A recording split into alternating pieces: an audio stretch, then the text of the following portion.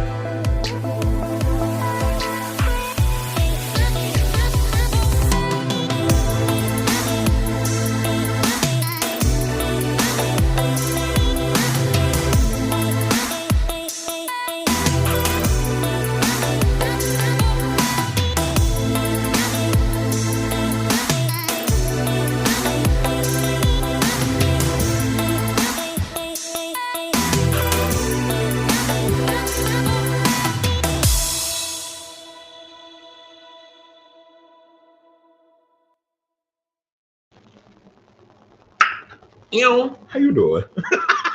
Everybody, welcome to a brand new episode of On the Line. Let me adjust my screen. We got a lot of shit to talk about. Yes. So I'm your whole ring AQ. It's been a crazy day. I went to the gym. I was about to Will Smith somebody at work. But I remember I like money a little too much, so I had to behave myself. Hold on. Anyway, thank you all for tuning in. Welcome to a brand new episode On the Line, where I jump on real quick and give you the latest entertainment news and hot topics. Unfortunately, there's so much to talk about, so this episode might be longer than usual. We got to talk about Bad Boys Club because it's already 2 episodes in, and I definitely got to give my opinion on that. What do I think about it? Do I believe that this gay reality show will help or hurt queer people of color? Because there's been a huge debate about it going on online. Plus, we're going to talk about Jonathan Wright and the drama that happened with him in Milan. The girls are fighting. And yeah, so we got that. He finally apologized over that. We were going to talk about that last week, but a lot of stuff happened. Plus, we got that Bad Boys Club season 7 promo. Yeah, Karan is out here doing he's giving what needs to be gave, and I'm actually looking forward to showing y'all that. So y'all think that this is it with Bad Boys LA? The YouTubers are definitely putting out the content. So y'all sitting here talking about y'all need gay content? I got plenty of it for y'all because we're gonna talk about it throughout the show. There's a lot of drama that's been going on. You know, Relly shading Natalie and the chair clip. We're gonna talk about that because we were just talking about Jonathan and the drama with him. Plus, we are definitely, of course, we're going to address the elephant in the room, which is Will Smith versus Chris Rock. Who's right in the situation? Who's wrong? Black Twitter, white Twitter is divided over everything. I'm going to give my full thoughts on this. I'm going to probably be of 2 minds with the situation because I feel like this whole story is complex. It is not black and white in that whole situation.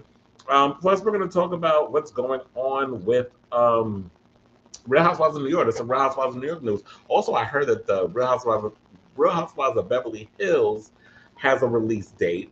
I'm gonna get to that in a moment. And yeah, so we have a lot of that news. We got Todrick Hall news. He's all of a sudden wants to talk now about what's been going on with him and this whole drama with Celebrity Big Brother, of course, because he got a new single out, a new video. And then we're gonna talk about Colton Underwood. I know from me being on the other show when I was doing Drinks and Drag, you know, there was a whole conversation and everything in regards of why you keep talking about this boy? Because, you know, I got so-called like hypocrisy and thirst buckets when they need to be talked about. So that's why I'm bringing it up. Otherwise, I would not give 2 shits and a good goddamn about no Colton Underwood. But something don't smell right with with him and this whole situation. So we're definitely going to get into that and a whole lot more. So hopefully you all will join me in the live chat and start tweeting and things of that nature. I'm trying to pull up these the Oscar winners thing because we are going to do what other channels were not doing, and we're going to celebrate the Oscars. We're going to celebrate those people that won, and we're not going to allow that little minor situation of Will losing his damn cool on national television to defer away from the people who had their, these historical nights and everything that happened with them. So in the meantime, what I should do is I tell y'all to lick. Click the link, like, subscribe, share, all that good stuff. Tell your friends, don't hide your kids, don't hide your wives, tell them about this show. And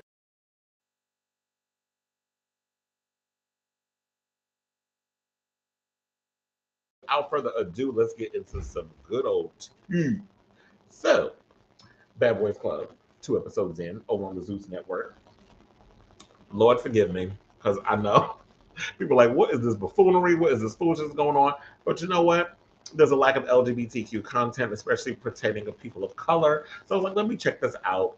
Because when I first saw the trial, I was like, what is this buffoonery? No shade, don't bleep me, whatever the case is. But I like to call a lot of the ratchetness. I know some people call it ratchet TV, but one of my friends calls it nigga nonsense. So that's basically what it basically is, nigga nonsense. So therefore, I watch the show because, as part of being in media, it is our civil duty to sit and pay attention to what's going on in pop culture and watching all those things and bringing you back what's a doing and what's happening with the situation and what's going on in pop culture and the media and TV and all that good stuff. So yes, out of curiosity, I watched it. I do not pay for Zeus. I'm using a friend of mine, Zeus. He gave me his username and all that good stuff, and I watched it that way because they know in hell I'm paying for that old dry ass network. I'm not paying for a network that condones ratchetosities of any kind. But I know y'all probably gonna be like, "Oh, you a damn hypocrite," but you watching it.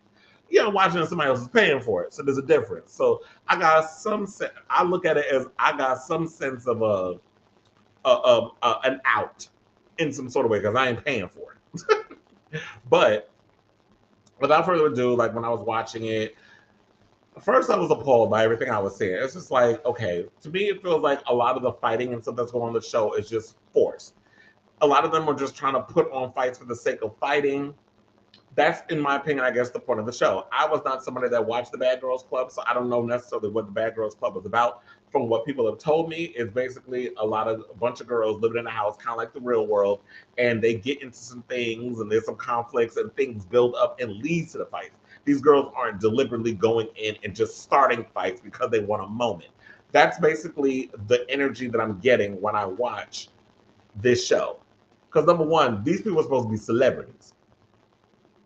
Now the celebrities, I guess, celebrities, and we use that word loosely because majority of these people I ain't never heard of. The only one that we all know is Milan Christopher. And the only reason why we know Milan is because he made history of being on Love and Hip Hop as like this openly gay, I guess basically he was the first openly gay rap or artist on the show to have a storyline. Because Quiet as It's Kept, when a lot of times they put gay people on a lot of these straight-led people of color shows, be it The Real Housewives of Atlanta, Basketball Wives, any of those type of shows, the only time they would have the gays on is to be some type of accessory. Y'all got to be there to be the side piece, not side piece in a sexual manner, but you're there to be the sidekick to the straight lead on a lot of these reality shows. And you have these gay producers, Andy Cohen and Carlos King, who play that up and basically said that out of their own mouth that they don't give men a show. They don't want to do a show with men only because men aren't interesting.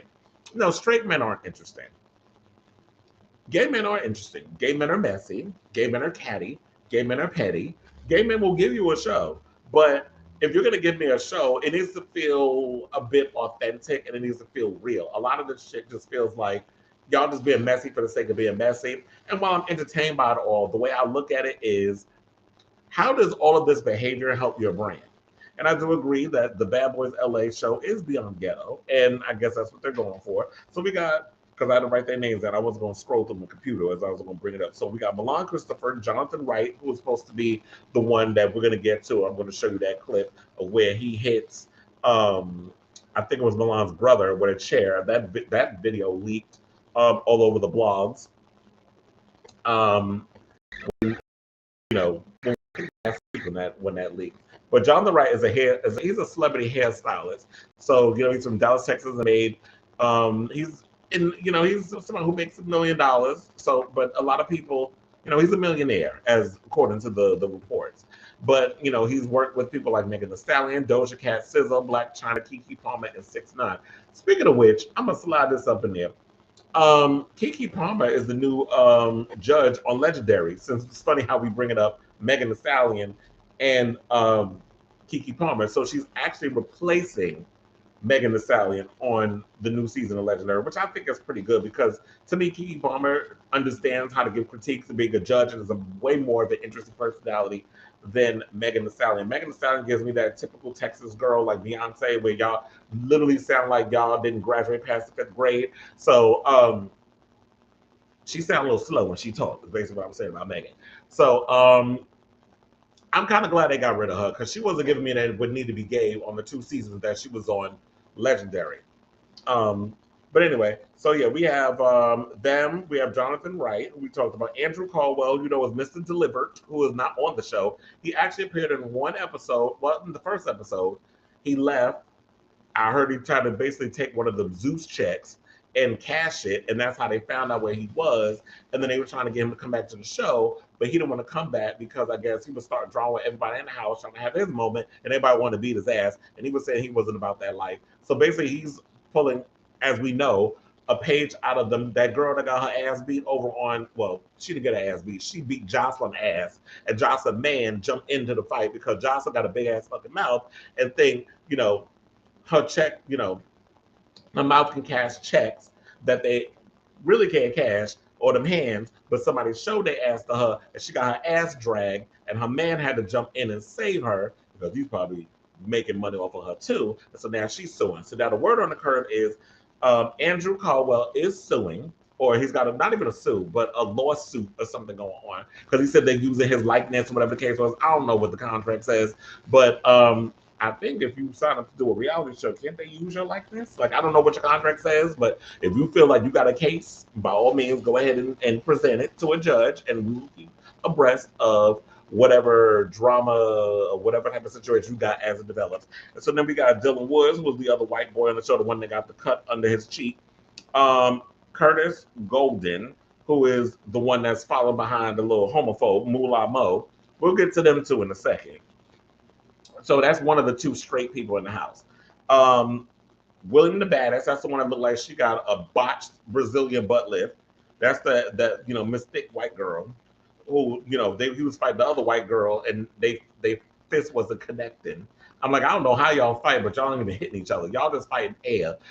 First of all, I have to say, this entire show, none of them on that show could fight. Y'all have just basically manifested the art of the windmill. That's what y'all was giving me when I was watching that fight. It was just ridiculous. Y'all look stupid, and y'all were trying to show out in front of these people that was instigating, but y'all wasn't giving what needs to be gave. Also, so we got Gutter K, who is my favorite on the show because he's just so ratchet and don't give a damn. But I live for Gutter. Relly Beat, where the money reside, where the money reside. That damn song I cannot get out of my head. But apparently he did that. Anthony Hernandez, who gives me I'll Be Sure tease. And then we got Rio Scott and Mulan Mo. We're going to get to them in a second. So with all of that said, my look at this is, does this show help your brand down the road? While you're getting your 15 minutes, while you're riding high off the success of this show, and it's getting you guys trending all over social media, and we're all talking about it, and it's, it's entertaining for us because we sit up in here just watching, this is popcorn TV for us. My thing is, does this help the brand? Your brand? I don't see them getting any kind of deals where people are going to want to work with them because, to me, I just feel like while it's entertaining for us, a lot of these major corporations or companies are not going to want to rock with nobody who's acting like, scraping to the bottom. While this is acceptable because this is what we've seen, people scraping at the bottom of the barrel to see who's the worst, who could be the worst human being on the planet, who could be the messiest person. That gets that's a temporary situation. It's a temporary high. You get temporary success. But what I always look at is the bigger picture. Where does it take us down the road? How do you extend that fame? I don't see it because, and you know, we need that balance. Like, I'm all for, if you want to give me Ratchet TV, I'm here for it. I will watch Ratchet TV, but I need my balance. Where's the next Noah's Ark? Where's, you know, I know we have Fire Island coming out, the movie with Joe Kim Booster. That's the Asian guy from Saturday Night Live. He wrote a screenplay for a movie that he has coming out. I think it's going to be on Hulu during Pride Month, the first week of June, I believe. So people of color are making things. We're getting those movies made. B-Boy Blues, you know, I saw the movie. I love the movie. I can't wait till everybody gets to see the movie. But I don't know what's happening with Jussie Smollett and that whole situation. I don't know what the future of this movie is going to be, or people need to see it. It's a positive depiction of Black gay men in a film and characters. So it would be great if people could actually see this film. So we need that balance. I don't want, you know, I'm here for it. I'm entertained by, like I said, the show, but I feel like we need a balance of representation. So you can give us the ratchetness, but also give us the scripted stuff and give us other depictions of Black queer people. But one of the things I have to say that made me like the show even more was, okay, the fighting and the bullshit and the bitch slapping and all this shit aside, the thing that really pulled me in was this recent episode that happened on Sunday during the Oscars. We're going to get to that in a second. When Mulan was in the house with his straight bullshit, and it's that fucking gay panic crap that a lot of these insecure ass heterosexuals like to pull for a moment, for attention, whatever the case is. And Natalie Nunn, who need to use some of that Zeus money to get get them pockmarks removed from her damn skin. What her response was problematic. Oh, people are gonna ask questions and it's okay. No, bitch, it's not okay because it wasn't a question that he asked.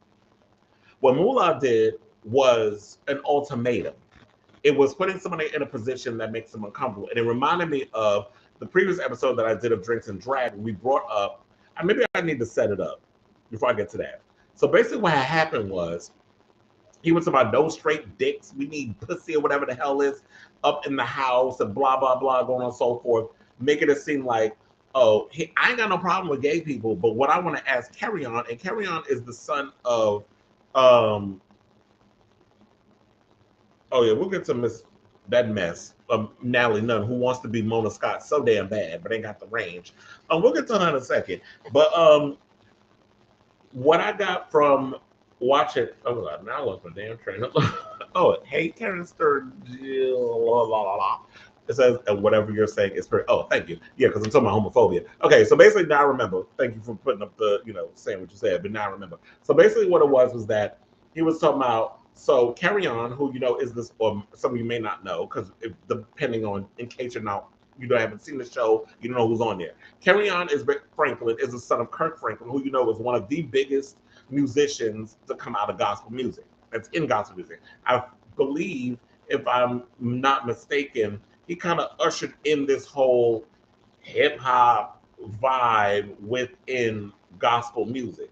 I know he was doing it because he was working, Warren Campbell, a lot of them, when they were doing with Mary and that sort of thing, they were kind of ushering in this hip hop sound to kind of mash up with gospel music, which of course the secular gospel folks was not feeling in the beginning. But all of a sudden now, because when it started becoming popular, y'all started to like it. That aside, Kirk Franklin is a big staple within the gospel community.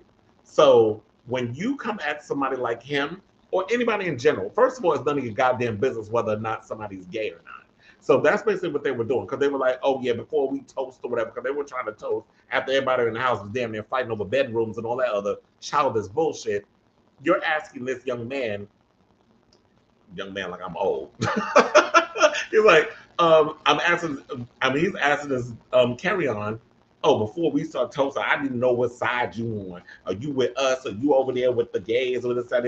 I'm paraphrasing, because if you are, then you need to go over there. So you expecting me to just come out and tell you who I sleep with or which side I reside with if I'm gay or from straight, or maybe he's sexually fluid. Maybe he's non-binary. Who knows? Maybe he's still struggling to try to figure out who he is. But for you to put someone in a position and tell them you need to go over there, that don't sound like you curious to know who I am or get to know me. You're trying to tell me, oh, so if I told you I was gay, you don't want to fuck with me?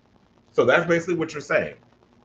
And coming up to that, that's like when the fights started and all the gays basically was going to beat Mo ass, which I'd have been all for it. So now he's sitting there talking about, oh, well, and then Natalie goes and says, oh, well, it's okay, he can ask and blah, blah. No, bitch, you don't get to ask. Not when you're not willing to learn. Like, I understand, and I said this before, because we talked about it last week on Drinks and Drag, when we were talking about how there was one of the actors from Power Book 2 was in an interview with this fat motherfucker who looked like a poor man's academics, or was trying to have a moment, and basically was like, so you gay or not? Like, there's so many words, and tell me right now, like, demanding.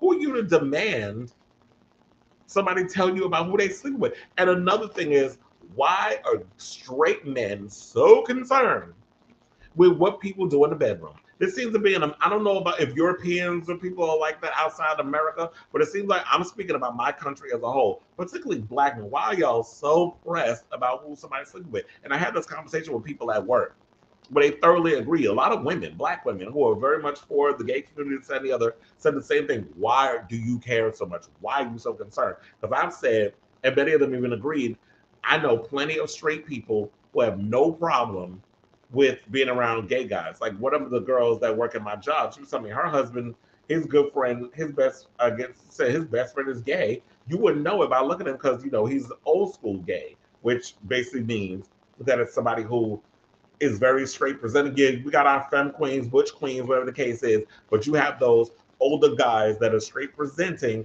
but happen to be gay. Chill. Ian, is that you?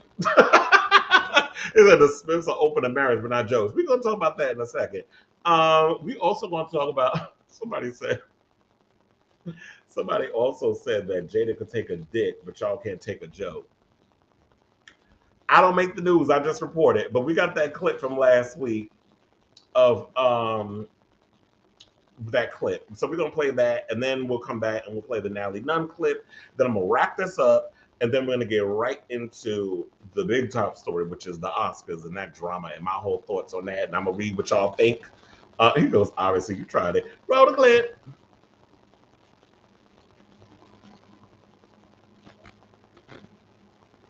As I need water.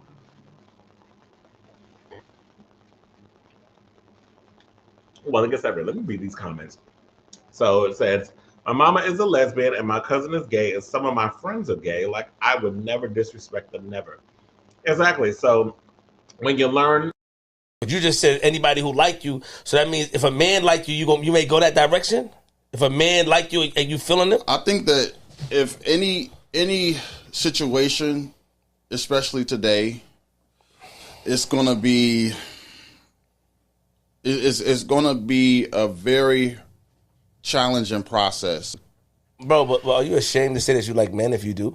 Like, because if you do, no disrespect to you, but if you do, like, aren't you supposed to, like, not be ashamed of it and be proud of who you are? Or in this industry, it's more acceptable. I'm very proud of who I am. Bro, stop. Were you born with it? Bro, like, come on. I need the answers. What I'm saying I'm telling you the answer. I'm trying. Were you born gay, bro? Come on, stop. I said, see, I didn't want to yell. See. That's what I'm saying. I didn't want to do that because you forced me. Okay. So you forced me instead of you playing Ring Around the Rosy, and I'm trying to answer your way. I'm trying to answer. But you try to do it politically. These conversations are necessary. I'm trying to answer your question. Zeke, I'm trying. Oh, yeah. Have you ever been with a woman in your life? Okay, I'm not going to talk about my sex life. Okay. Yeah. So that's when you cross the line. Yeah. Respect. All right, yeah, G. Mm-hmm. Okay, so you basically like, oh, you forced me to go there. Oh, so he had a gun to your head from where he was sitting and told you what to say. Shut the fuck up. You know what? That's why I said he's so to me, when I look at that, it basically makes me think it says more about you and how insecure you are with who you are as a man, or maybe you have tendencies. So that's why a lot of times I always call y'all closet cases. I would be surprised if Moolah and the other one, Curtis. I wouldn't be surprised. Y'all look like the type that on the low hook up with trans girls. Y'all give me that. Y'all like girls with a little something extra. So, um, like I said, men who are comfortable in their skin, and I know a lot of straight friends. I have a lot of straight guy friends who are not concerned with what other people are doing or who they sleeping with and that sort of thing. So, um, it was rude. It was rude. It was evasive, and it was tacky. Um, yeah, I definitely get a gay vibe from Moolah, but you know what? He did say he went to jail. He did slide that up in there. He was like, "Oh, I've been to jail, so I had the opportunity to make it. Like, I couldn't escape if, with the guys was up in there fucking and all that other stuff. Because that goes down in prison. Of course, y'all up in there fucking. What else y'all gonna do? Only but so many times you can beat your damn dick with some elbow grease." I always say women have a little something extra, so y'all know. I'm talking about trans. Hey, girls. Speaking of trans, we're gonna talk about Laverne Cox and that whole situation. But anyway, so yeah, so I definitely get that from him and them. So yeah, like I said before, do I think? Oh wait, let's. You know what? As we bring this to a wrap, let's play that Natalie Nunn clip so we can move on. Oh, and I gotta show y'all the clip of the chairation situation where Jonathan beating people with damn chairs like this is the WWE. Roll the clip. Oh, of course he got head from prison. I'm reading DJ texting me.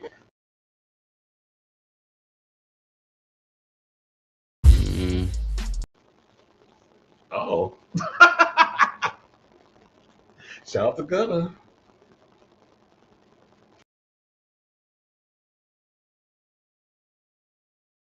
All come to fruition. Ooh. I wanted Bad Boys LA for 7 years. I've been pushing. Everybody was like, it sounds good, but we don't see the vision. How you don't see the vision and I'm giving you the vision? I'm giving you exactly what, I broke it down. Don't sleep on me, I'm a businesswoman. I went to USC, I have 2 degrees and a minor.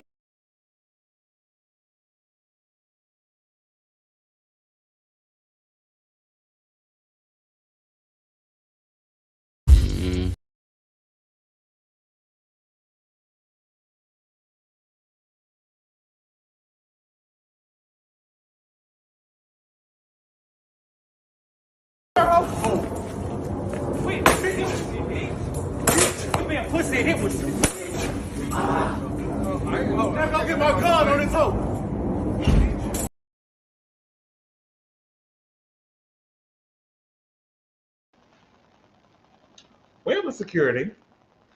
First of all, where in the mall security hell did y'all find these goddamn security guards? I'm in the mall. I probably answered my own damn question. You found them at the mall.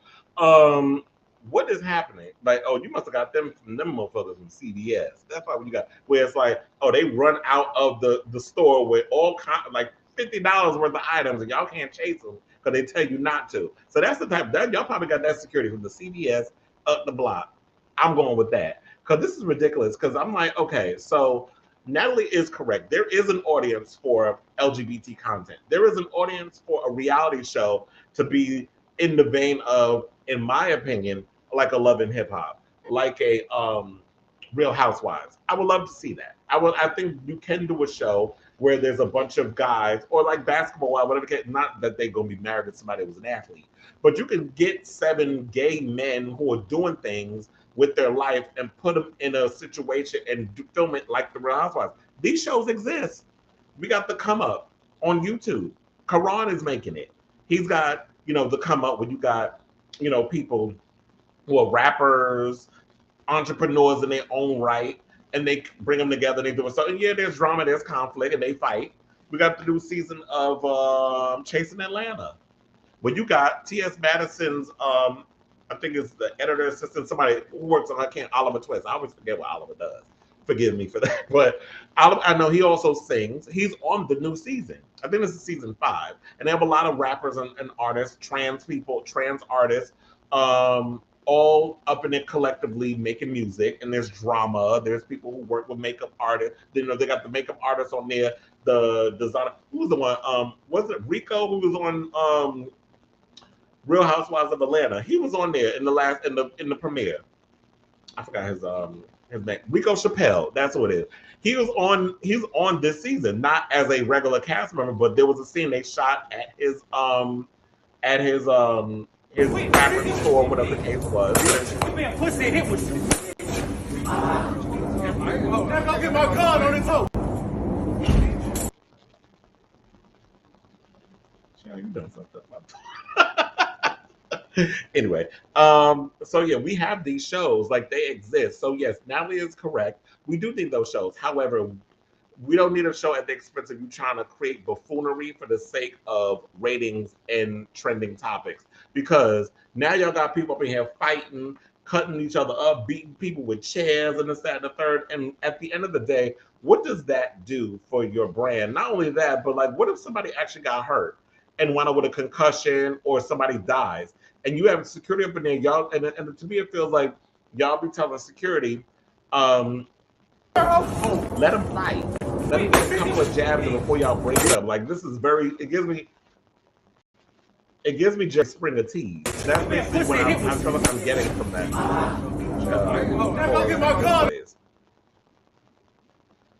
Okay, so since then, now that you brought that up, Jonathan Wright has spoken out on the altercation involving himself and co-star Milan Christopher's brother. Now, in an Instagram post, Jonathan posted an apology to his fans and loved ones.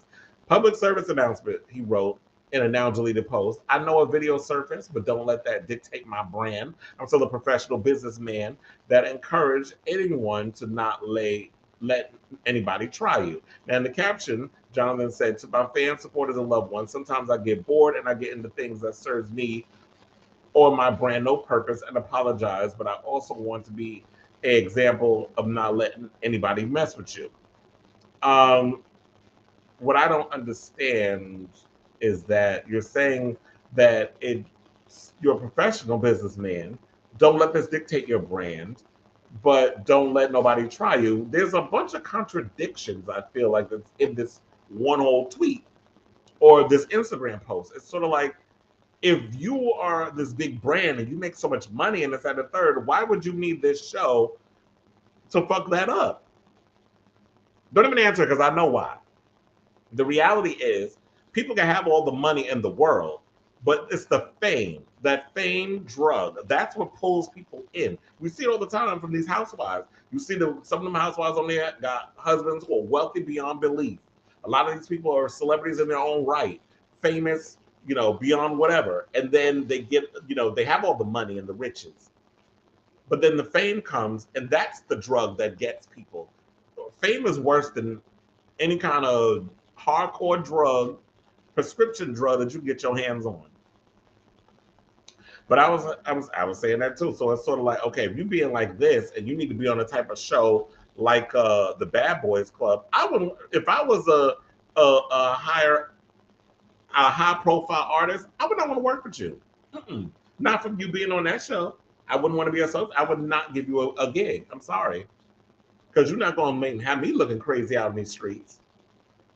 Because a lot of times people, and it's sad, people tend to think that the way you pop off on a reality show is how you are in real life. Unfortunately, because it's called reality TV, when in reality, it's improvised television. So before we move on to the Oscar situation, because I feel like I spent way too long on this topic, and yes, I'm gonna keep watching because it's homework for the show, grist for the mill, and yes, I think I pretty much said all I needed to say about the the homophobia and everything with the show. To wrap that up, you are outnumbered. Number one, you're two straight people in a house full of gays, and one with a question mark around them, as in Carry On Franklin, because you got to think background. His father's from the world of gospel. He probably is struggling with sexuality and not following the footsteps of his father and that whole legacy. How that looks on the church. We already know the church is full of hypocrites and a lot of shit they do. Quiet as it's kept. Let's not forget about Kirk Franklin didn't he have a porn addiction that he brought up back in the day? And you got nerve to, I don't know how he feels about his son being gay. I don't. I don't know what his stance on that is, or if his son, if he's, you know, has those type of feelings with her. I don't know. So I'm gonna keep you guys abreast of that. But yeah, ain't no toleration for no homophobia, not over here, and definitely not on the show. Because I saw I tweeted something out about it, and a lot of people was liking what I tweeted and was retweeting and liking it. So shout out to y'all that was, you know, liking my post as I was live tweeting, watching that mess. So before we move on to the Oscars, I got a lot to say about that foolishness too. Let's play you these clips about Relly and Gutta, which is Gutta basically shading Milan and Relly shading Allie. So I know everybody's like, why is Milan on the show? He need the show. What he been doing since that one season of Love and Hip Hop and that fake ass relationship he was in, and showing his dick in that on the cover of that magazine. I forgot the name of the magazine, but he showed his dick up in it. And don't he got a dildo line? I already know. Shout out to oh my god, Lanier. He bought his sex toy, and he was like, he didn't know about the show and all this other stuff until I talked about it. And I know he tweeted something out that he was gonna, I guess, thank you, Paper Magazine, that he was gonna get rid of the dildo or whatever the case was. Child, if you happen to see this and you see the comment, I need you to kind of jump in on that. But he told me he bought up Milan's dildo. Trying to.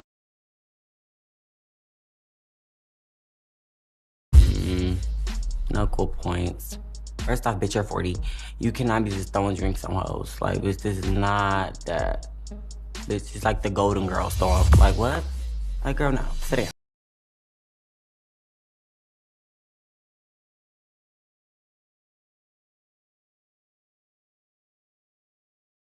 The fuck y'all doing? Now it's hollering like, oh, she's upset, she's da-da-da-da-da. How you gonna be upset with me when you did the same thing? This your show, and you basically made a show for stuff that you did.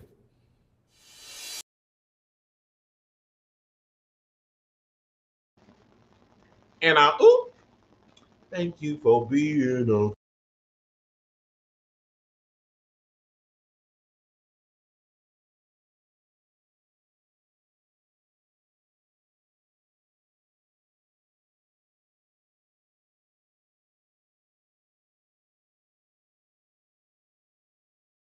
That happened with this whole Oscar situation. But before we get into that, let's give it up to the people that won. Because we're going to celebrate them for a second before we get into the shit that overshadowed everybody's win. And especially Questlove, who during, you know, he was the one that was up for that win that Will Smith done ruined by telling people to keep his wife's name out of their fucking mouth on live goddamn television and bitch smacking people like this is season, you know, the season finale of the logo version of RuPaul's Drag Race, when them girls always had to do a challenge with RuPaul and they had to do the fake smacks.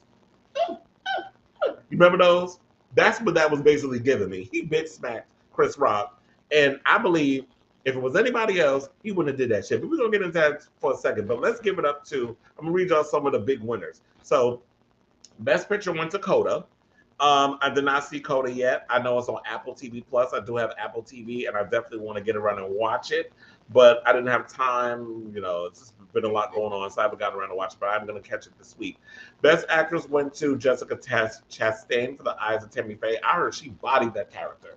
Like she really got into the role of that, so I know that was well deserved. Will Smith for Best Actor for King Richard. We're going to definitely get into that in a moment. I did see King Richard. I actually liked King Richard a lot. I thought he did a phenomenal job. Once I got past that Sophia from The Color Purple accent that he was doing, you know, it took me a couple of minutes to get past that. The accent, the way he was talking, I'm like, well, you trying to sound like you're a proper Negro who trying to sound like you speak broken English, which is what Oprah gives me every time she tries to play herself down like she a regular woman. I mean, I know she was a regular woman coming up, but when you so big, it's hard to see anything else. So when you always see Oprah try to be dour and dress that, y'all get what I mean. So after that, it was like, once I got past that, he definitely bodied that role. Yeah, first of all, I would never do Bad Boys LA. I host a reunion. Speaking of which, I meant to have y'all see that clip of Bad Boys Club Season 7. We're going to show that coming up. So be on the lookout for that. That's a YouTube reality show which is why if I should probably tell y'all why Natalie couldn't use Bad Boys Club, because the name was already hijacked by Karan. He did a Bad Boys Club show years ago. He was doing a season of that, and he has the Come Up and has all these other shows. Speaking of which, what is going on with the Come Up New York? We'll probably save that for the end. But I'm like, what's going on with the Come Up? We already had the Come Up Atlanta that just ended. That was a good season. Y'all definitely should check that out. It's on YouTube.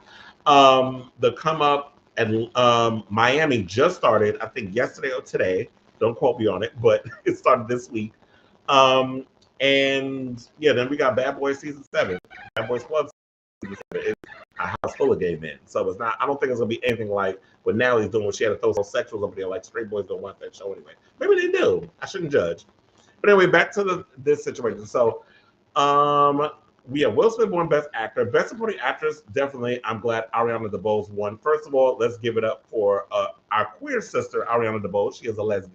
Well, she's queer. We'll keep it as that. I'm not gonna say she's a lesbian or whatever the case is. She got herself a same gender loving partner who was there. And I love the fact, because I loved her as Anita in West Side Story, and it's unfortunate that we only have 2 Latina Oscar winners, and it's all for the same role 60 years apart. Where they do that at? That goes to basically show that we need more. I know black people talk about Oscar so white, and black people not getting enough roles. The Latin community, the Asian community, anything outside of white folks, we need more representation. It was great to see Coda win because it was about the deaf community. And one of the actors who was in that movie, Troy Kotzer, won Best Supporting Actor. He's the first deaf actor to win an award. And the first deaf actress, we all know, who was in that movie as well, was Marlee Matlin. Way back in the day, I think it was Children of the Lesser God is what she won for it, if I'm not mistaken. But it's funny how I retain information. But and then Jane Campion won for Power of the Dog. Can I tell you how bored I was with that fucking movie? It was beautiful to look at. But other than that, I was kind of bored. And to me, it's like Benedict Cumberbatch playing a closeted cowboy in like the early 1900s. It was giving me Brokeback Mountain tease, but at least with Brokeback Mountain, I got dicks with no condoms, spit as lube, and beans. At least I got that. I didn't get any of that with this movie. All I got was a bunch of self-hatred and a man that was angry because his brother went and married a drunken ass Kirsten Dunst. That's basically what I got. And Cody Smith-McPhee acting like this sensitive little, sissy. That's basically what I got from that movie. I didn't really get much from it. And that Benedict like taking nude mud baths. That's basically what I got. But anyway, so congratulations to all the winners. I ain't gonna sit here and read all of them. If you want to check them out, go to tribe.com. You can see the whole list and everything there. Good for Encanto for winning. Dune won a lot of the visual stuff like cinematography and the sound and all this stuff. And I saw people were getting mad because it beat Spider-Man. I'm like, this is not. The Oscars was never about a popularity contest. It's about, it's all the technical shit. So Dune winning, I like Dune. I'm glad it won. Now let's get into this whole Will Smith and Chris Rock situation. We did play a little clip of it in the beginning where you saw, the uncensored, you heard the uncensored version. I know everybody named Mama was talking about this shit and what's going on with it. And my opinion on this is I'm of 2 minds about the situation. So for those of you who've been living under a rock, here's what had happened. So how I found out, so I should probably get to that. I was in the middle of that was a nice one. Okay. I'm out here. Richard. Oh, wow. Wow. Will Smith just smacked the shit out of me. Yeah, that was an awkward laugh. Okay, so because it was cut off, he made a joke basically saying that looking forward to seeing Jada in G.I. Jane 2. Saying she looked good and everything, but looking forward to see. Can't wait to see it. A lot of people laughed, including Will. Then he looked over at his wife, who rolled her eyes and had a look of disdain on her face. To which I think she motioned him, because I think she got him in the sucking place. That's a whole nother conversation we're going to talk about another time, because that woman done emasculated that man down to the point where I don't even think he has balls anymore. But we'll get to that in a moment. So we're proceeding him to get up out of his chair, go on the stage, and I think Chris Rock's body language start, like he's made the joke, and Will's gonna come and kind of banter back and forth with him, because we've known in the past when you've seen Will Smith at award shows like the MTV VMAs, the movie awards, and that sort of thing, Will always gets up and does a little bit. He does comedic, he does a lot of comedy skits and things that and third. And Will is known to be pretty funny and charming, and people like that about him. That's why I think a lot of white people as well as black people like Will Smith, and they get in on the whole situation. And it's so that's why I've noticed, like, on Black Twitter, people saying one thing, white people coming in with their comments, and it's pretty much dividing everybody. I don't know why, when we should be more divided about what the shit that's going on over in Ukraine and that whole situation, and not divided over some damn celebrities we don't even know. But because it's my job and I do media, yes, we're talking about it. But yes, bigger fish to fry. So he gets up and smacks him, which I think gagged everybody, because that's never been done on TV before. Now, mind you, I will say this. This is not the first time that something crazy has happened on an Oscar stage. But something like this is the first. No one's ever got out of a chair and hit somebody over a damn joke. Now, Chris is a comedian. He's an edgy comedian. He's someone who always teeters on the edge and says things about, brings a little truth to whatever. He talks about pop culture. He talks about regular, people stuff. That's why we like him. Here's one of my favorite comics. And Will Smith getting up on stage, hitting him, is uncalled for. It's unprofessional, and he should know better. Now, Will Smith also is a human being, and I know he has feelings, and the fact of the matter is, I think a lot of factors played into this. There's some history behind this. A couple of years ago, the Smiths were boycotting, and a bunch of people was boycotting during the whole Oscar So White drama. The lack of representation at the Oscars, the fact that there were a lot of black performers who weren't getting acknowledged. And I think it was the movie, was it called Concussion? That I think he thought he was going to be nominated for, and he didn't get a nomination, this, that, and the third, and their family was upset over it, and they were talking about boycott, this, that, and the third. And I believe Chris Rock was hosting that year. And Chris Rock went and made a joke and said, how you going to boycott something you weren't even invited to? So there's a little shade there. And Chris Rock has made jokes about the Pinkett Smiths in the past, but Chris Rock reads everybody. So this is news. So you not being able to take a joke, to me, is ridiculous, and it's stupid. Like, to me, it's like, okay, you should have. What I said about the whole thing is, you don't get up in front of millions of people, and the Oscars is watched worldwide, not just in the United States. It's watched all over the world. So what you should have did was check him backstage or check him at the after party. I'm going to need you to lay off my wife. She was hurt by the whole situation of what you said because of the whole thing about the alopecia, which Chris says he did not know. He says he didn't know that Jada has alopecia and has been suffering from it. Not everybody follows everything that Jada talks about on Red Table Talk. Not everybody does. I forgot about the whole thing about the whole alopecia situation, because I remember I saw there was a video going around that she had shaved her head and her daughter was bald too, and I thought they were doing it for some cause. Jada, why you get rid of all that nice hair?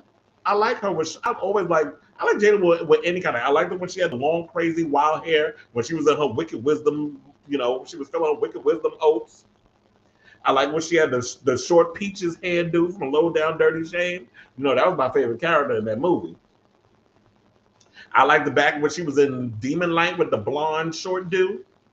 Jada could rock a hairdo. I just realized I got an air fryer box behind me. My roommate is doing spring cleaning. He just left all that shit back there. I just realized, I'm like, I gotta move that. But anyway, let's back to the show. I'm sitting there waving them, seeing a damn box. So I've always liked her hair, but let's not also neglect the fact that in the Black community, there's always issues, talk, problematic situations that people make about Black women's hair, particularly in the workplace, where people have a problem where people walk around with locks, or Black women walk around with their natural hair. So they have to wear a wig, or they have to wear weaves, or they have to have their hair a certain way. You know, they got to wear that European hair, or whatever the case is, because of this underlying racism that comes from people when it comes to Black women's hair. So these are a lot of factors that play into that. And I'm sure what somebody had pointed out to me, and I didn't think about it, but I was like, you know what, you're onto something. A person that, when we were talking about it yesterday at work, because it was hot and it was like water cooler talk everywhere. So a woman said, one of my female coworkers said to me that basically, like, you don't know what she was feeling that day. While everybody was talking about she looks absolutely beautiful with short hair, and she does. She got the head for it. I probably would look crazy with a bald head. With this big ass head of mine, I'd be scared to shave it. But I heard if you shave your head, it comes back thicker. So I might try that. My hair's already curly and thick and stuff, but I might want it thicker. So I might reconsider. Just throw a new rag on and let it grow. And a hat. If it doesn't look right. But anyway, back to the story.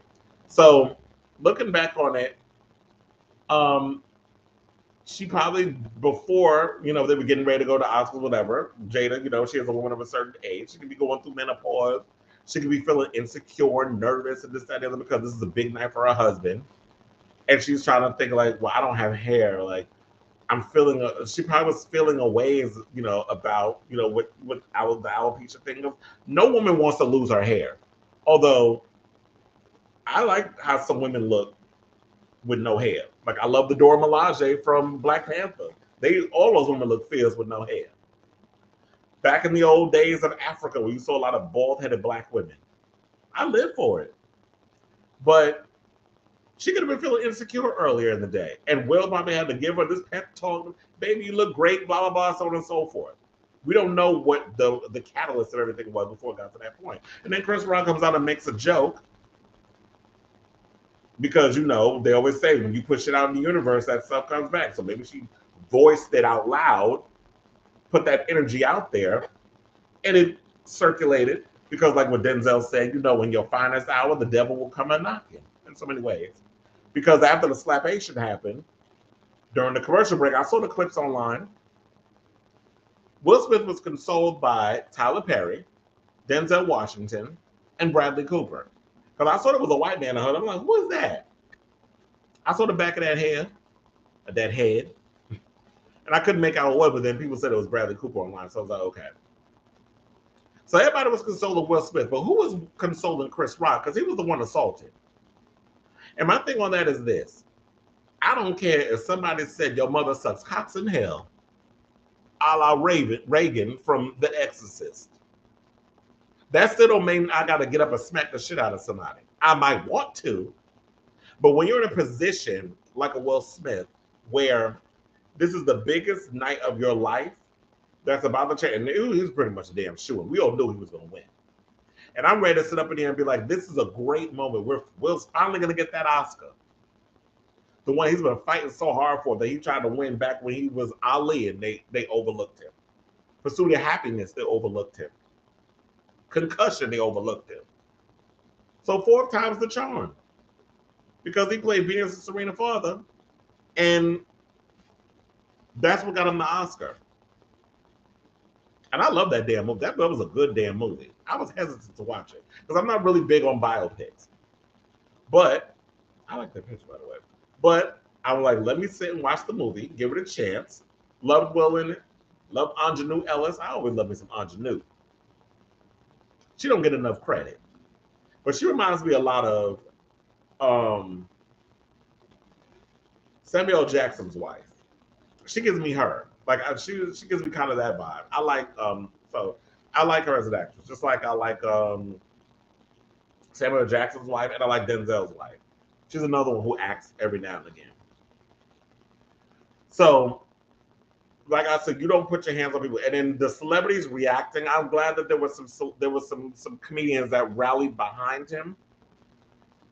That rallied behind the whole thing. It was a bit divided online. Jim Carrey, you was reaching. That was a nice one. Okay. And I don't think what Chris Rock said was that bad. He basically said G.I. Jane too. Richard. Please. I don't think what he said was that bad. I mean, I've heard worse from worse comedians. I mean, now what's next? So Ricky Gervais hosts another award show and says something about Scientology, and then Tom Cruise gets on stage and smacks the shit out of him next. Kathy Griffin did raise a valid point where she says now comedians have bad enough. We always have to watch what we have to say in regards to when we're testing out material, and people have a problem with political correctness, and we got to cancel people because they said something I don't like. And she said that now comedians have to worry about possibly being beat up or killed. What I didn't like was what Judd Apatow said was that he could have killed Chris Rock. It was not that damn serious. He was not going to kill him. So I don't understand why we would even go that. Like, I felt like a lot of white people, y'all were just going too far. And then people talk about take away his Oscar. Oh, so we trying to take away people's Oscars now? No. We don't need to be talking about taking away people's Oscars and this, that, and the other. Because I'm trying to look for this list, because I had a list of people in here, child.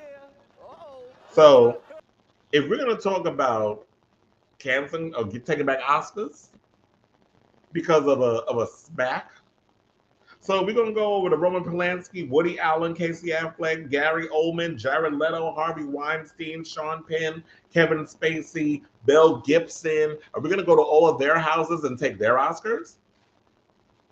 Because last I checked, them men's was very problematic in a lot of shit that they said and did. From raping women to beating women, from talking about Jews and gays and all kinds of other people. And my thing with this is also, because like I said, there's so many layers to this. I'm probably all over the place, but I hope I'm making a lot of sense. I feel bad for, Jada and what was going on with her personally. And from what I heard, like I said, Chris Rock did not know that she had alopecia. Not every celebrity is paying attention to every minute little thing that's going on in people's lives, even though Jada has no problem spilling her goddamn tea at that damn red table, which I could have sworn wasn't that long. Once upon a time, not long ago, y'all wanted that red table gone. Y'all sent out a whole petition and everything for her to stop talking that damn red table with that daughter and that mother of hers. But all of a sudden now, protect black women. Oh, she's protecting a black woman. When did physical violence become okay? That was a nice one. Okay. I'm out here. Richard. Oh, wow. Wow. Will Smith just smacked the shit out of me.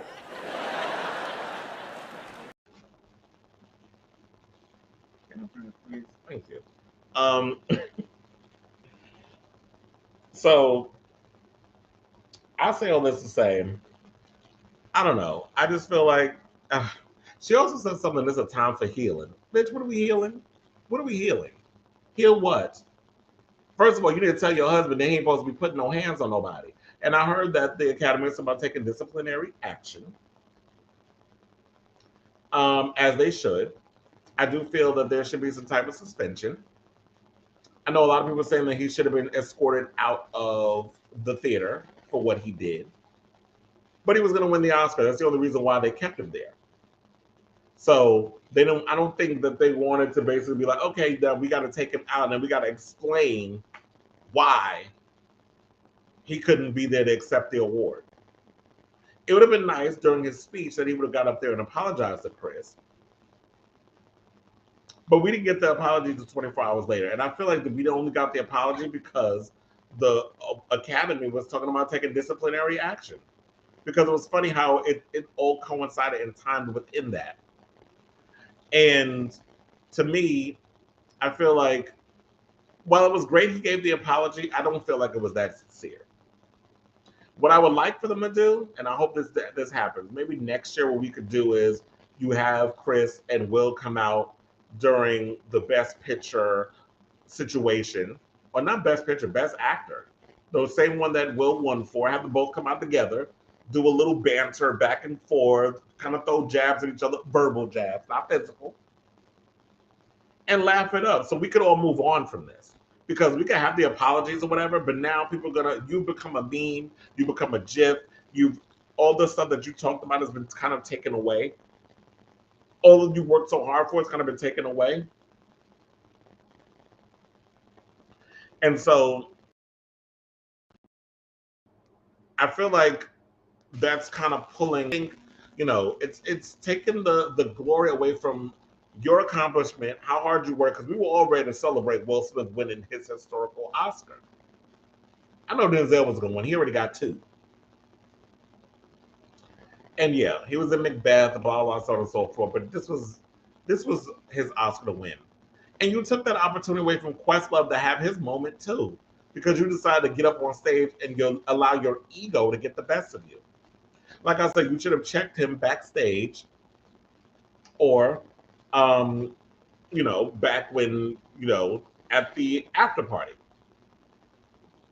That's when you should have checked him.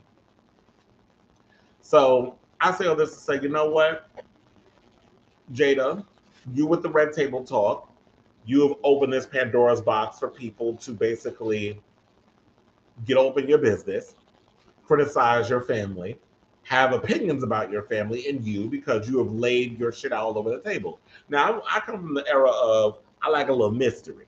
When we had Aaliyah, Beyonce, all of them, they're all about the mystery. You don't get a peek into their life unless they want you to have a peek.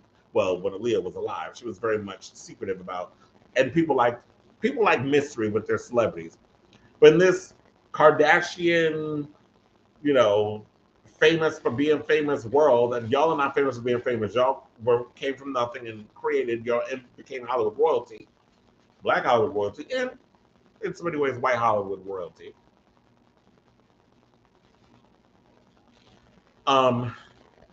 I say that nada, Will and nada. Just be careful what you put out there. And yeah, I know he came out with the book, he was spilling his shit, but a lot of people are saying, well, you need to have that same energy for August Alsina. You say you didn't check August Alsina for having an entanglement with your wife, and you did not check Laverne Cox not too long ago when she brought it up. So why is it now all of a sudden Chris Rock was the wit's end for you? Is it because throughout your entire life you've been felt to feel like you haven't stood up enough for the women in your life? So you felt that was the time and the place to do it? Because I know, I remember hearing a story, and I think I wrote about it or I talked about it, where his mother was abused by his father. And he's endured things where he kind of stayed silent for women. I know people brought up the whole, him and Janet Hubert, he didn't protect her, but that whole situation that happened over at NBC when she was pregnant on the 3rd season of The Fresh Prince. And there was drama that happened with that, and then all of a sudden, their mama wound up light-skinned the next season. And we didn't see Janet Hubert ever again until the reunion thing they did over HBO Max. So Will's got a lot of demons that he needs to work out and figure out. I did hear they plan on, him and the wife are planning on doing a red table talk to break this all down and talk about it. When that happens, we'll definitely talk about it. Do I want to hear from them via that? I don't know. I was gonna say I don't, but I don't know. I will watch it to see what they gotta say. But I feel like that he and Kris need to have a sit down. They need to realize, this is the industry. People make jokes, that sort of thing. Like we just had some with Samson McCormick. And I think they did have, that is something that we need to think about. Samson McCormick just beat up a heckler at one of his comedy shows because they attacked him. So he beat their ass. The boyfriend punched him in the face. He fucked the boyfriend up, as so he says on the Instagram. I'm waiting for the video to drop so we can bring it on the next episode. And then he goes and says that he proceeded with the stand-up routine. So it looks like at this point, if this is what's going to happen, because I know people say, oh, don't put this all off on Will. We're not putting it all off on him. However, we have crazy people out here, and people have lost their minds because we're seeing it all happening now. Since Donald Trump, people feel like You know, they have this permission to go around, start beating up people, storming capitals, destroying property, not going to jail for it, lying about being beat up by a damn man in a MAGA hat. You got people out here doing all kinds of crazy shit. No accountability. You got Ezra Miller recently on the same damn night as the Oscars in Hawaii, getting arrested for disorderly conduct. What the hell is going on with everybody? You got people getting beat up and thrown on train tracks in New York City and getting stabbed on subway trains, and homeless people losing their damn mind. Like, it's just people have lost their fucking minds out here. So you can't sit up here and say, we're not going to throw it off on well because y'all trying that out there, trying to throw all this off on this black man like he the worst thing in the world. Because it also goes to show like the actions of white people and some of the stuff y'all say, particularly celebrities. Oh, y'all love Will Smith when he's y'all little golden boy. But the minute he steps out of character, steps out of line, because we always gotta, you know, people of color always have to present ourselves extra. We always have to be in our extra, extra, extra best behavior. So that way we don't look crazy out here. And y'all look down on us, even though we already know y'all got your underlying racism shit anyway. So I say all that to say, hopefully they work this all out. I hope there's healing on all sides, not just whatever Jada was talking about. So we'll get some healing through some therapy. Chris Rock, I hope people are checking in on him, because regardless of what he says, nobody has the right to put their hands on anybody. And a lot of people talking about, oh, he deserves it, and this, that, and the third. Y'all don't know what the fuck y'all would do if y'all was in that situation. Because a lot of y'all pop up at the mouth and say y'all would do something, but when the reality hits, y'all ain't gonna do shit. So I said, let's take a break because I'm tired of talking about this. I probably got a whole lot more to say about it, and I'm probably going to regret later that I ain't hit all cylinders, but I hope I got everything I need to say out. If any of y'all got something to say about this situation, definitely drop it down in the comments, and I'll write it. I mean, I'll write it. I'll read it. And maybe you'll jog some things in my memory. But we're going to take a break. We got to talk about these Real Housewives salaries. And New York, and my thoughts on that. I got some Todrick Hall, Colton, Underwood. We can probably wrap that up because it's probably going to be a 90-minute episode. So yeah, let's take this quick break. We're going to play that clip, the commercial breaks, and all the other good stuff, the cute little commercials, and we'll come back with more of On the Line.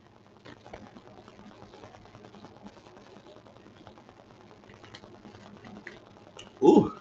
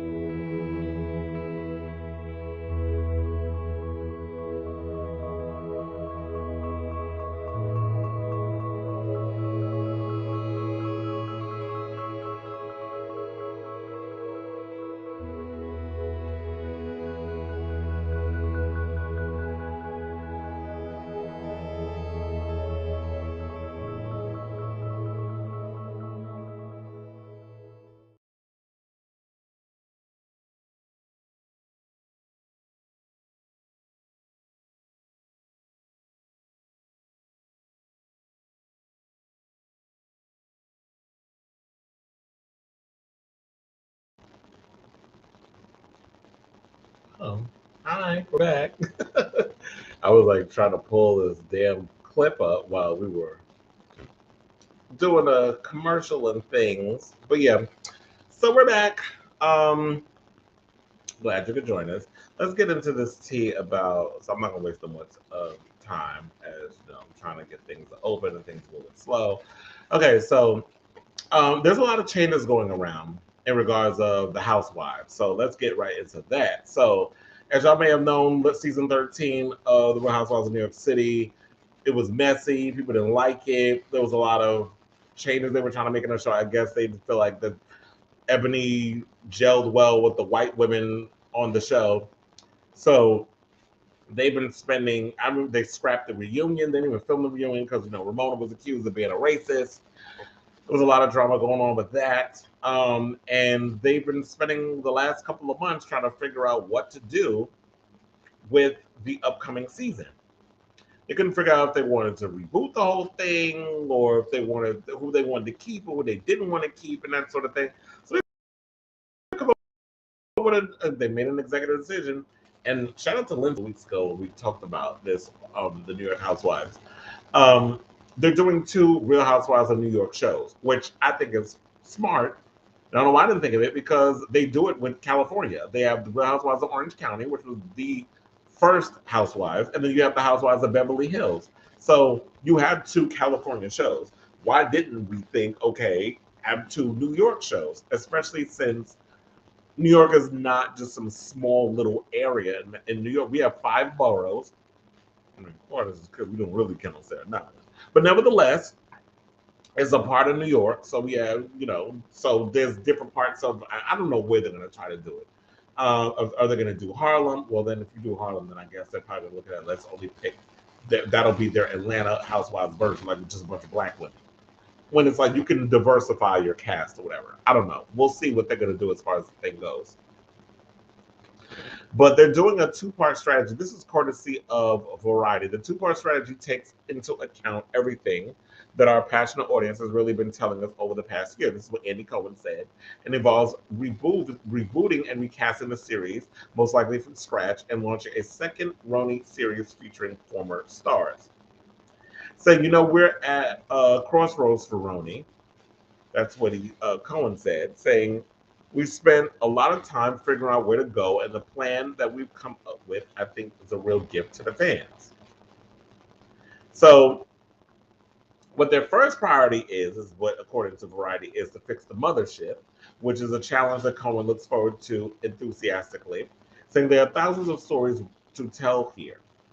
This is the most multicultural, diverse, and energetic and exciting city in America, which, quiet as it's kept for them past 12, 13 seasons, you really haven't showcased.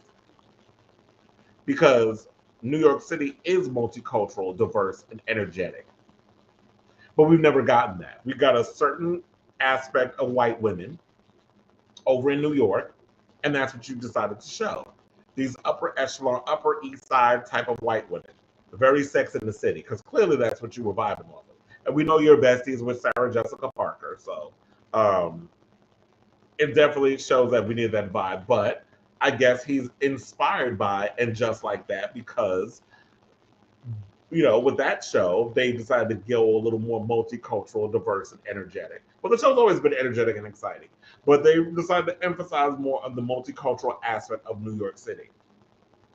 And show it ain't just white women with money running around New York. There's a lot of wealthy black people. There's a lot of wealthy Pakistani, Indians, Asians, Latin people. Like there's a melting pot of people who come from wealth in New York. They should be highlighted. And the show's been on since 2008, so it's time to kind of change it up a bit. I don't know who they're gonna bring on. I don't know. Would I want to see Jill Zarin? I don't know.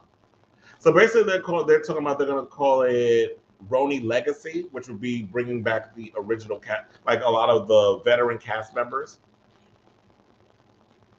So I could probably see Jill Zarin coming back. I know Bethany Frankel was trying to throw shade at the idea, but girl, if you are beyond Real Housewives of New York, don't speak on it. I know you were part of the show, you were with it in the beginning, but we don't care what your opinion is about the Real Housewives. You pretty much abandoned the mothership. You're doing well with raising money for relief in the Ukraine. You're doing well with your skinny girl stuff, your business, your brand, everything else that you're doing is going great. Leave the Real Housewives alone. You're beyond that. Even though it basically helped you launch your career, your skinny girl brand. I don't know if Ebony K. Williams will be back, but if they do bring her back, bring her on the new show, the new Real Housewives, and then surround her with a bunch of diverse group of people. I would like to see Ebony still be a part of the franchise, just not a part of the franchise if y'all decide to bring the veteran girls back. And if y'all do want to bring them back, I feel like they created that because y'all didn't want to deal with the drama that was going on with what was plaguing the Real Housewives of New York, which was the accusations of racism. And you didn't want to deal with that topic. So y'all spend more time trying to protect Ramona and her Ramona-isms because y'all love Ramona. She brings the drama. She's unfiltered and lack of self-awareness with her. So y'all were looking for a way, bravo, to protect Ramona and her attitude and who she is because people over at, who watch the Real Housewives love Ramona and make excuses continuously for her behavior that she's consistently checked for every year. But according to Radar Online, they got the salaries of some of the women saying Andy and company plan to be working overtime to save Real Housewives of New York following a disastrous season involving racism accusations, but have slashed pay for new and old cast members.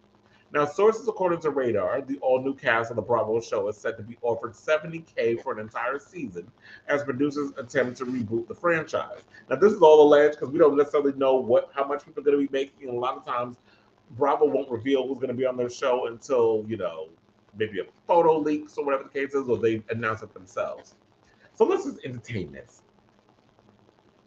Now, earlier, the network revealed their plans to recast RHONY, but also produce a second series tentatively titled RHONY Legacy or RHONY Throwback. I don't like RHONY Throwback. I think RHONY Legacy sounds much more appetizing. It rolls off the tongue better. Now, Cohen revealed to Variety, as I stated earlier, that the plans for RHONY include rebooting and recasting the series. He said they will most likely start from scratch. The decision means Ramona, Luann, and Sonia are out, as Radar first reported months ago. But we'll see about that. I doubt it, but okay. The Bravo head did hint that Ebony K. Williams may stick around for the reboot and her friends could take over the empty cast slots. So certainly if Ebony is interested and has friends that would meet our casting goals, then of course that would be considered. Which means I can hear the white people now, all pissed off, like, oh, so you get rid of Ramona and Luann and all of them, but you let this black girl come up in here and just take over the show. They're saying also that ex-cast members are being offered $100K for the entire season of the new show, a lot less than the OG cast members were pulling in, saying that Luann will not be part of the spinoff as she signed a separate deal with the E! Network. Well, it'll be interesting to see what Miss Luann got going on, if this is true, in regards of the E! Network and what she got going on over there. But am I excited for this? I'm definitely looking forward to New York Housewives. I love New York Housewives. I'm interested to see what they're going to do with the franchise.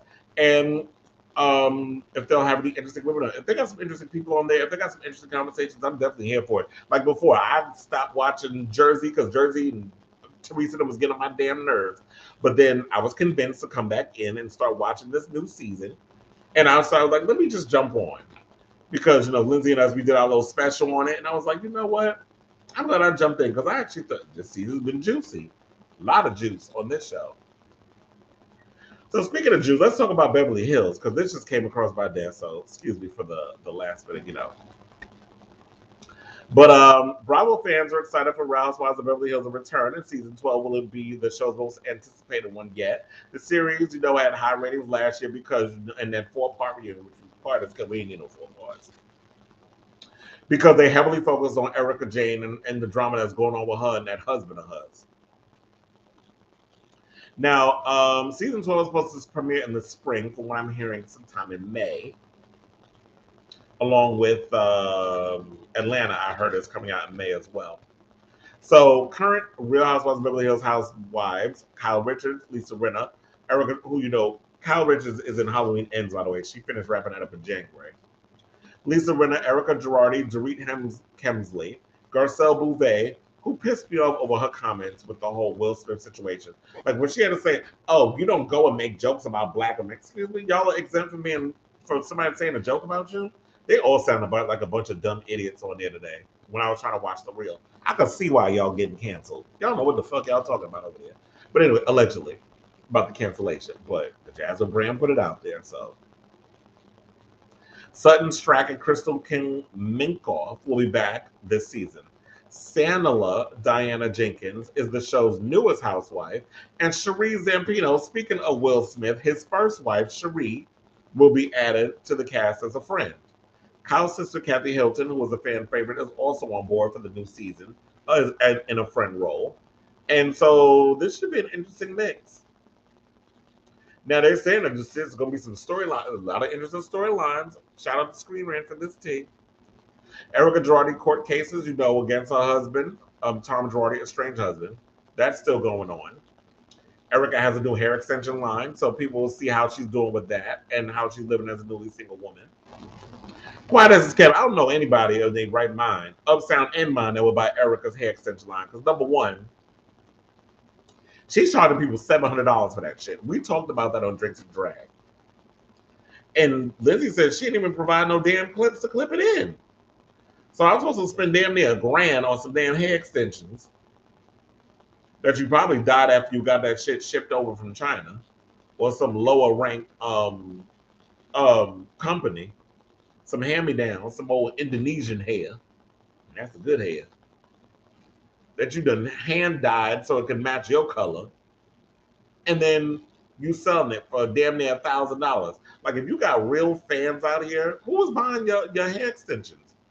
You want to make it affordable so your fans can buy it. But whatever. I don't wear fake hair, so I ain't got to worry about it. But shout out to y'all that do. They also said that fans will see a different side. You mean the side that we wanted to see last season, but we didn't get? And the cameras will capture how. They're gonna see. We're gonna see Dorit. Remember, because her house got robbed, and what happened? The aftermath of that. So now Lisa Rinna, long time coming with this, she launches a new cosmetic brand called Rinna Beauty, and a party for her new endeavor will be seen on the show as well. Now, they said that they also filmed an explosive cast trip to Aspen, Colorado, where Kyle and her husband, Mauricio, hosted the getaway for Kyle's friends. Now, it said it was rumored that Garcelle and Sutton revisited a previous argument with Erica on the trip. The feud even carried over to social media, causing Garcelle and Sutton to unfollow Erica on Instagram. The Queens of Bravo fan account reported that Lisa accused Dorit and Erica of faking plots about their robbery and divorce. The drama got so heated that the cameras had to stop filming until the women agreed to keep their disagreements at a reasonable level. Kathy had a meltdown at Aspen and begged her husband to fly her back to Beverly Hills. She left the rental home that Kyle set up for the women and stayed at the Little Nell Resort for the remainder of the trip. So it looks like this show is going to be, it's going to be a lot of drama. And I'm here for it. Now, speaking of drama, let's talk about Todrick. So Miss Hall is still talking, even though we're at a point that we done moved on and don't give a shit no more, about, some regrets for some of the shit he said when he was filming Celebrity Big Brother. Now, as y'all know, viewers criticized him for his personal attacks on some of his housemates following his loss on the show. The singer trended on Twitter as America's worst house guest. Now, Hall also canceled all interviews, as we know, following the season finale. Even the rumors circulated that he had personally called producers of the show to blame them for his loss. Child. You lost because you were an asshole and nobody voted for you. So this is clearly somebody who don't take responsibility for the shit he says and does. Now he's spoken out about his conduct during Celebrity Big Brother, conveniently at the same time as the release of his latest video. Which someone actually, I have, a lot of y'all probably don't know this, but I have people who email me music videos and things and music of a lot of the out artists that I post on Tribe and this and the other. So I get emails letting me know that videos are dropping. I happen to get Todrick's new music video that, because of the stench back then of what I've known about him from Tommy Italiano, who is an adult film star now, but once upon a time was an assistant to Todrick. With all of that build up and watching him with Celebrity Big Brother, I kind of will admit that I've been a little biased about the situation, and I refuse to like watch the video. I was like, I'm not participating. I'm not giving him the energy. I'm not giving you the likes on the energy, or the rating, or whatever you want to call it. You know, when you go and you watch something, they can tell you done watched it, and it counts as a view. You know, on YouTube, whatever the case is. So I was like, I'm not gonna watch it. But I realized if I'm gonna be a part of media, and if I am in media, I can't be biased on certain things. So while I may not have liked his character on the show, and he may be a despicable human being, according to a lot of people in real life, do I really need to respect the artist and just be like, is there the thing of like separate the artist from the person in the artistry, like forgive it? Because I don't know, I couldn't do that with R. Kelly. Like I can't listen to R. Kelly news, even though for years I've known about him and the accusations and the evidence and everything was out there.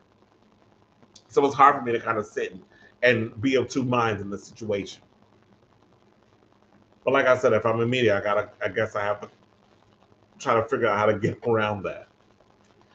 So he says, I'm happy with the game I played. That's what he told in Segment tonight. I wish that the personal statements wouldn't have been said.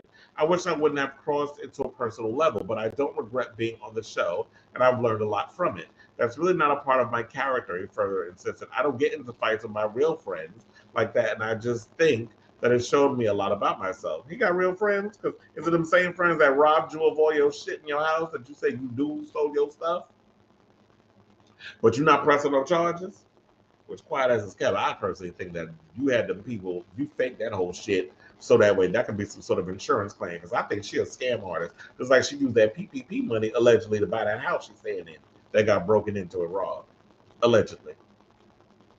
He said, I actually like everybody in the house. That's not anybody I didn't like, and I've seen people on Big Brother get in huge fights, and then years later, they're at each other's weddings. I hope that someday something similar could happen here, because I feel like I really formed a great bond with certain people. Who did you form a bond with? The only one I feel like you probably formed a bond with, but that was forced, is Nisha.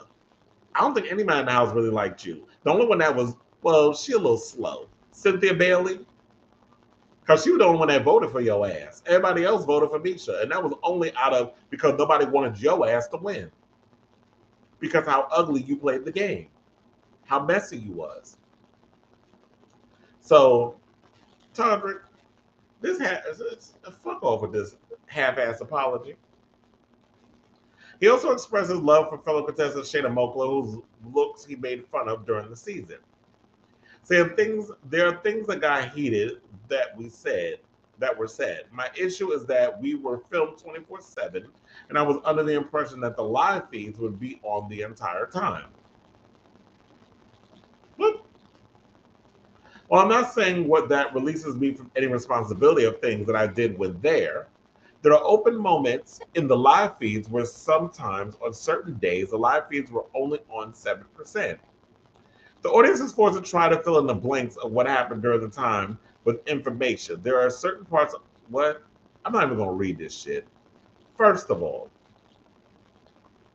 as someone who claims that he is a connoisseur of Celebrity Big Brother or Big Brother, the cameras are on 24/7. What are you talking about? The only thing that's edited is the TV show. But if you want to catch everything, you catch it on the live feed. That's how I was getting all my information, because I wasn't watching on live feed. I'm sorry, no shade to y'all. Kudos to y'all that have the time to do that. I have a life. I got things that's going on. I ain't got time to be sitting there watching no damn live feeds. So I'm on Twitter, and I'm getting them sent to me from people. I'm also on Twitter, and I'm reading some Big Brother. I'm looking at the clips because I'm following the show. It was like must-see TV in this house. And I'm watching the show, and I'm seeing all the clips, and I'm seeing you say certain things and saying the things that you said about Chris Kirkpatrick and his son, bringing his child to the thing. You don't bring kids in no conversation. He would be disappointed in his father for the game he played because your ass don't want to go home. So you play below the belt. The things you said about Shayna Moakler and the song you were singing that she was traumatized by as she was leaving the house. Just a little crazy little microaggression things you do. See, if I wasn't in my right mind, I was in the house, your lips would have been beating your ass in the hospital. Because I don't play with bitchy ass bitches like that. You messy. So if this is your version of an apology, I don't think I want it, anybody else want it, or even the people that you're attempting to apologize to want it. And if you were so happy with the game you played, then in my opinion, I don't think you would have canceled the press run that everybody else had to do when the show was over.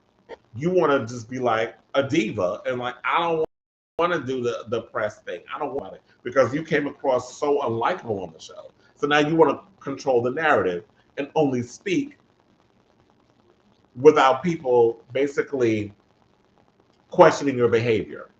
So you go on shows nobody watches like Entertainment Damn Tonight.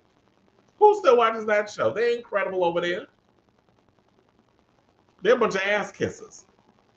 So, of course, you're going to go to Entertainment Tonight where they don't question you or really check you on the shit you say and do. Or you're going to use the opportunity on your tour to talk about your side of the story, but not allow everybody else to say what they need to say to you. I wish there was a damn reunion for this shit. But he probably would have pussed out. So, I call bullshit on this. Now, let's finally wrap up this show by talking about how Colton Underwood is reportedly trying so hard to get people.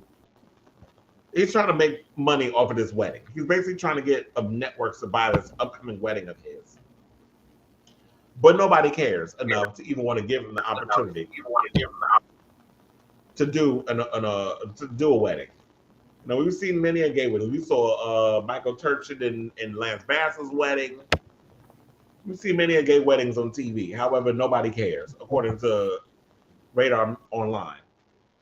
Saying that Colton has been pitching a TV wedding for a long time. He was sure that being the first gay bachelor to get married would start a bidding war between networks and streaming services. But so far, no one has said yes. His agent set up a meeting with almost every development and programming executive in town. What was interesting is that Colton attended most of the meetings without his fiancée. To say he was optimistic is an understatement. He was 100% positive this was a done deal. Now, the former Bachelor star, who's 30, announced his engagement to political strategist Jordan C. Brown, who is 39. And he said, after my birthday, Jordan and I went to Big Sur for a weekend getaway to decompress and relax in nature. I couldn't have pictured a more beautiful place to celebrate an amazing milestone, blah, blah, blah, blah, blah. He's somebody, he's happy and stuff. However, I think this man, no shade, but see, I don't want to be that shallow, but, and look, Gus Kenworthy said it himself. So maybe I should get to that. Shout out to Instinct for putting this together. My people over there. Where, you know, they're showing pictures of them all hanging out. And I didn't know that how Colton met Jordan was Jordan is best friends with Gus Kenworthy's boyfriend. They're best friends. He says that they've met and they've hung out because he says Jordan is my boyfriend's best friend, so we've seen a lot of them. So yeah, Gus Kenworthy jumped in on this conversation too and said that in so many words that it's a whirlwind romance. They're like completely swept out of the sea with one another. They bought a house, they're engaged, they're moving at the speed of light. Saying that, oh my God, you guys literally just met. I've had food poisoning longer. I know he's cracking jokes, but honey, I always say there's truth in jokes. He said Jordan is very smart and composed and very interesting, and Colton's very sweet and handsome. You ain't say handsome about Jordan. But to me, I'm like, what is the rush? Like, y'all just met. I think 2018 was when he was on The Bachelor, and I think he didn't just do The Bachelor. He did other versions. I think he was on Bachelor Nation too. So you were sitting up here pretending you was straight for many a times on reality TV. That didn't work out. The whole stalker thing with Cassie and you being a mess over there.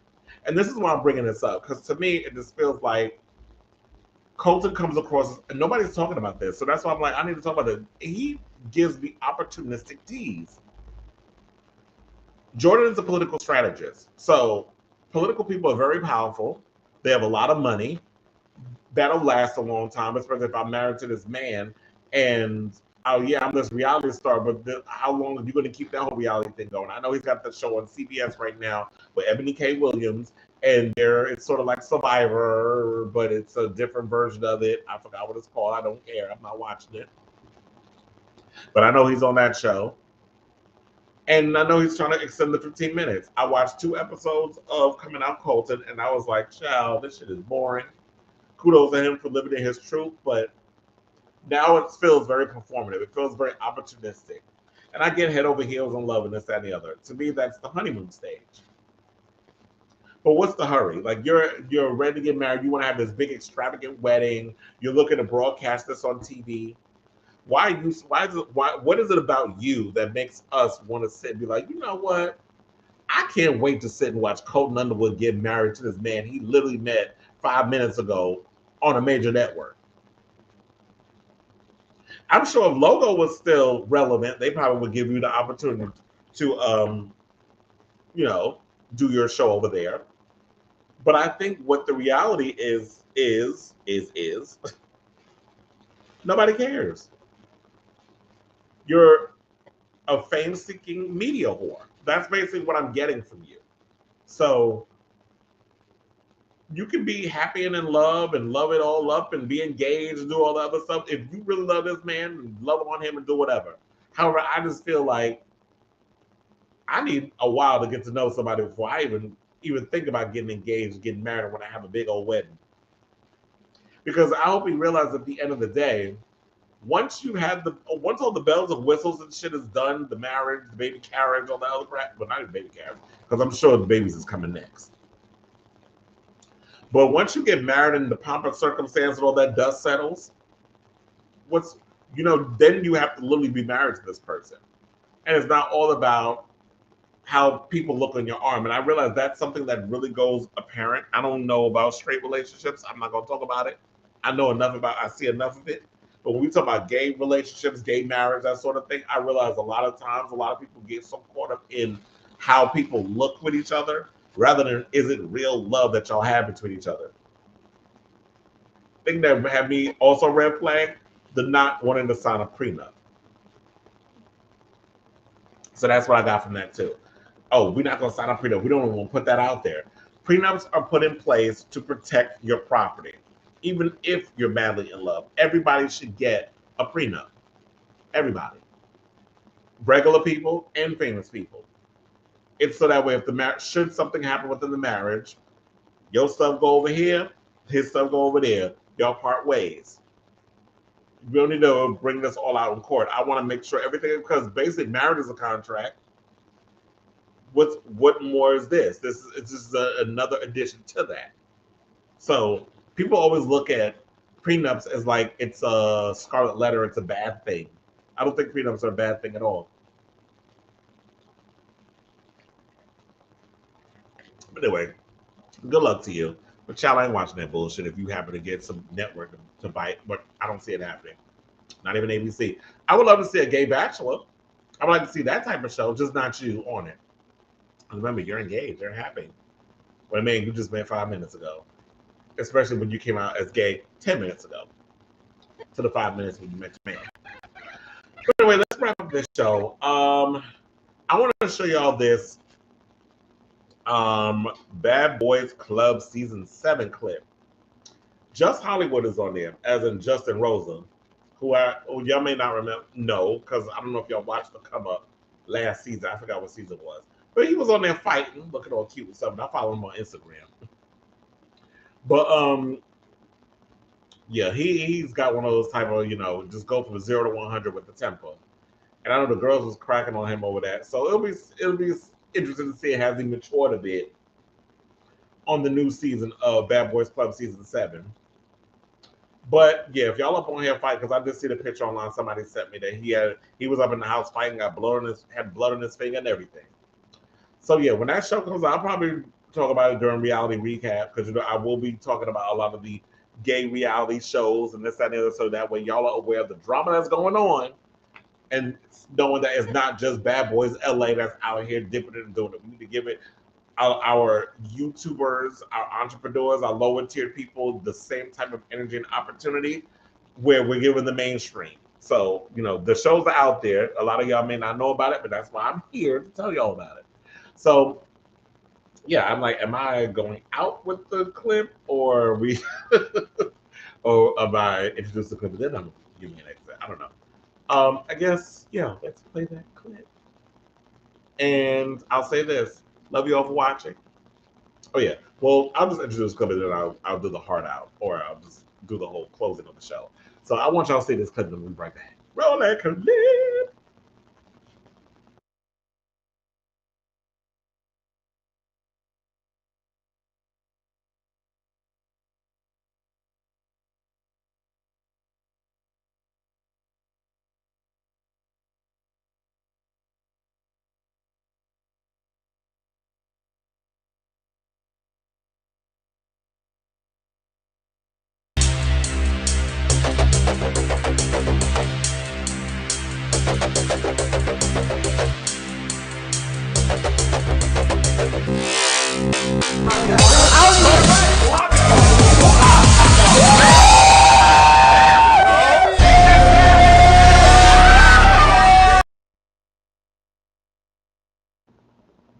The girls are fighting. I can't wait. I wonder. Well, I have no idea when that episode, the season airs, but it'll be on the YouTube. That's a good thing I like about a lot of these shows. You can watch it for free on YouTube. They'll well, you probably get the little ads or whatever thrown in, but for the most part, it's on the E-Tube, the YouTube, the Y-Tube, the everybody's tube. So you can just go on there for free and watch it. You don't have to dial it up on no streaming service or pay money like the Zeus Network and these other networks. You actually get it for free on YouTube. So these people are getting attention. They're getting notoriety in their own right and all that good stuff. But on that note, thank you all for watching this long-winded episode of Go caught up on that show on the line. Thank you all for watching. Tune in next time for a brand new episode. I'm trying to be more consistent with the episodes, getting a lot more out now that I'm on my own again. Until the next season of Drinks and Drag, when that comes up in a couple of months. But yeah, we'll be doing a lot more of that. So yeah, follow tribe.com for exclusive content. Where it's a website that I write for, where I'm talking about a lot of news and entertainment, music videos, that sort of thing. You can see all that on there. It's my writing side, and then on here, just follow me for more content, exclusive content, and my views on all things pop culture, movies, music, whatever you name it. Definitely check it out. And I'll be here because a lot of people dropping music. I was listening to Daddy Yankee. He got a new album out, Legend Daddy. From what I hear, it's his final album. Rosalia dropped a new album, which I like. Charlie XCX dropped a new album. A lot of people dropping music.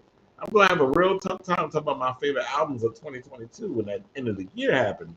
So yeah, definitely be on the lookout for more exclusive content over this website. Follow all my little social handles right here down below.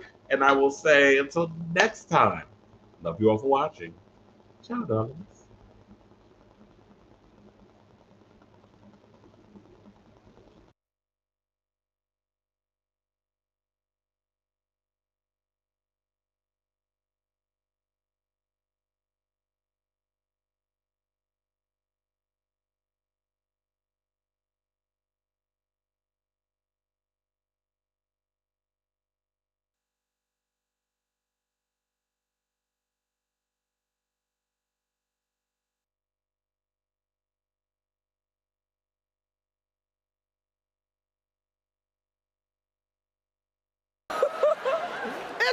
That was a nice one. Okay.